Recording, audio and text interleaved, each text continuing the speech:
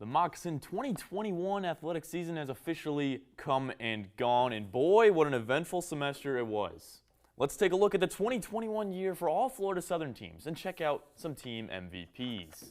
Let's start with the baseball team, which finished the regular season at a 15-11 record. Vaughn Brown led the way for the Mocs all season long as he played in every game for the Mocs. He placed third in the nation in runs per game as well as fourth in home runs per game.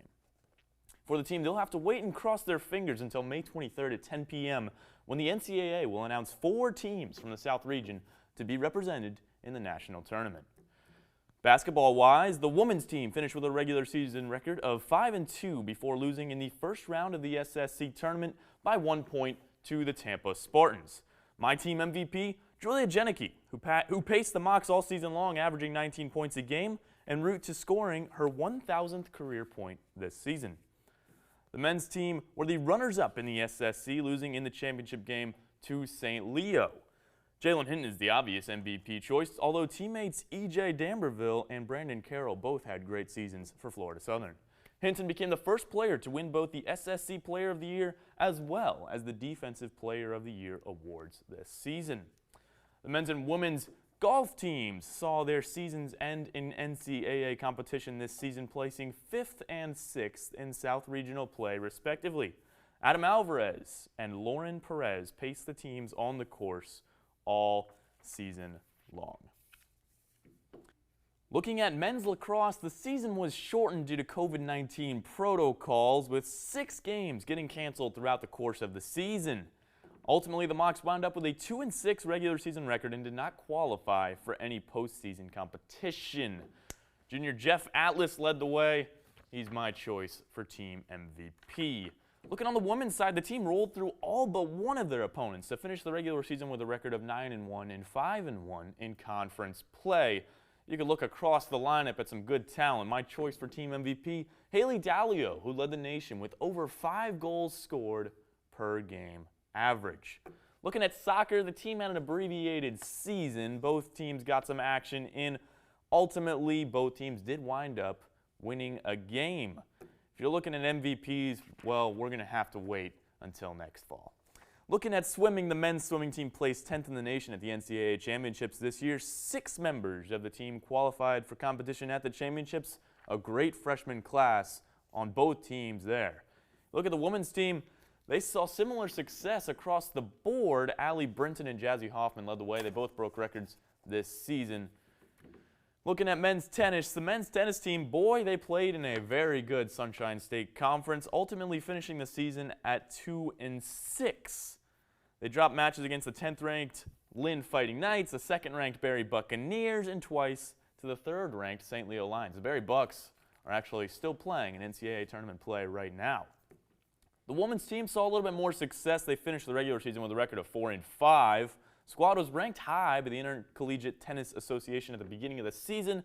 Ultimately, when you're playing in a crowded conference like the SSC, it's hard to be good. And, well, after starting the season 4-0, they dropped their last 5 and did not qualify for postseason competition. Looking at the track team, they competed in 7 meets this year. Mason Jones continued his success from the realm of cross country into the world of track and field. He ended the regular season with a personal best time of 14 minutes and 26.67 seconds in the 5-kilometer race at the University of Florida meet earlier this year.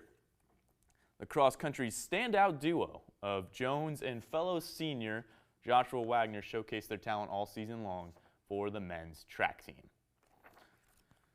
The women's regular season was highlighted by their performance at the University of Tampa Quint meet held at UT on April 24th. In the 1.5-kilometer race, the Mocs took the top 3 spots, with seniors Isabella Guerra, Hannah Fleming placing 1st and 2nd, followed by freshman Ellie Fluman, who took 3rd overall.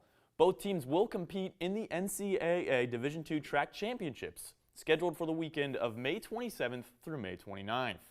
Looking at water ski, not a whole bunch to report, but they did compete in the Welcome Back tournament at Lake Hancock earlier in September. MVP across the board has got to be Valentina Gonzalez. She broke her own Chilean national record in the slalom event with three buoys at 11.25 meters. That's a new Chilean national record. Both teams are scheduled to compete again next September, although student athletes are eligible to compete as individuals before the regular season resumes. Looking at beach volleyball, they dropped their first 11 matches of the season before coming away with a couple of wins against the State College of Florida. The squad finished the regular season with a record of 2-12, but boy did they hit their stride in the AVCA Small College Beach Championship. They dropped their first two competitions, losing to PBA and Texas A&M Kingsville. Then they wound up rattling off 3 consecutive victories, staying alive in the tournament, beat Tusculum University, Carson-Newman University, and Catawba College over the course of the weekend-long tournament. They eventually did lose to the Tampa Spartans by a final score of 3-2, but boy, was that an improvement from the regular season when the Spartans swept the Mocs 3 times. Tampa would go on to actually become the national champions in the Small College Championship. Taking things inside the court, the women's volleyball team played a similar style season as the soccer clubs, with spring not being their traditional season, had their regular season wiped out due to COVID. They went 1-1 in their spring season. They traditionally will play a schedule of roughly 30 games in the fall, only getting to play twice this season. Talking my MVP, it's going to have to be freshman Kenzie Peterman. She led the Mocs in their first game, picking up 19 kills in her first career collegiate match. That team's going to have some good success when they return to play next fall. Looking at softball, they went 7-17 in regular season play this year as the team competed under first-year head coach Mo Schreiner. Coach earned her first career victory on March 3rd in a victory over Palm Beach Atlantic. There's a lot to like about this team. Junior Jaden Dewitt led the team with a .321 batting average through 19 games. Freshman Lane Edgington, not only was she successful in the circle this year, she also recorded her first career collegiate home run on March 12 against St. Leo. The team did not qualify for the postseason, but they will be back in action next spring. Talking esports, the team finished with a record of 31-9 in the regular season, eventually falling in the North American College League of Legends Championship at the University at Buffalo on May 1st. The team competed in a variety of different games this season, including League of Legends, Overwatch, and Rocket League. Despite the loss in the tournament, the Mocs did hire 2 big-name head coaches known in the gaming world as GATE. Austin Yu was hired as the new coach of the League of Legends team, as well as on March 18, the school hired Elliot Hayes to coach the Overwatch team.